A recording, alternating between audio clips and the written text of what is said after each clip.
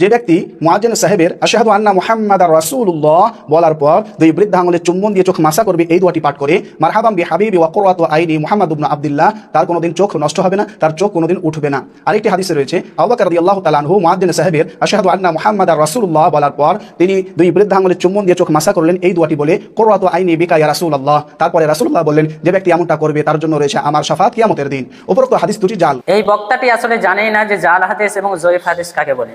এই বক্তাটি সরাসরি বলছে যে এই হাদিসটি জাল, কিন্তু তাফসিরে রুহুল বায়ান দ্বিতীয় খণ্ডের মধ্যে বর্ণিত রয়েছে, পৃষ্ঠা নাম্বার 410, সূরা মায়েদা, এই আয়াতের ব্যাখ্যায় রয়েছে ইদা নাদাইতুম বিস-সালাত। ইমাম তাফসিরে রুহুল বায়ান বর্ণনা করেন, যেই ব্যক্তি রাসূলুল্লাহ সাল্লাল্লাহু তাআলা আলাইহি ওয়াসাল্লামের নাম শুনে আঙ্গুলে চুমন দিয়ে চোখে লাগালো, আল্লাহর রাসূল সাল্লাল্লাহু তাআলা আলাইহি ওয়াসাল্লাম অনুসন্ধান করবেন এবং নিজের পেছন পেছন জান্নাতে নিয়ে যাবেন।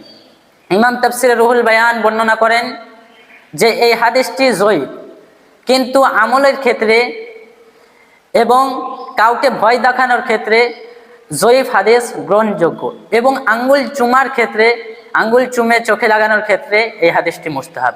আরও বর্ণিত রয়েছে ফতোয়ায়ে শামি প্রথম খণ্ড বাবুল আযান, পৃষ্ঠা নম্বর 267 মধ্যে বর্ণিত রয়েছে যে রাসূলুল্লাহ সাল্লাল্লাহু তাআলা আলাইহি ওয়াসাল্লামের নাম শুনে আঙ্গুলে চুমন দিয়ে চোখে লাগানো মুস্তাহাব।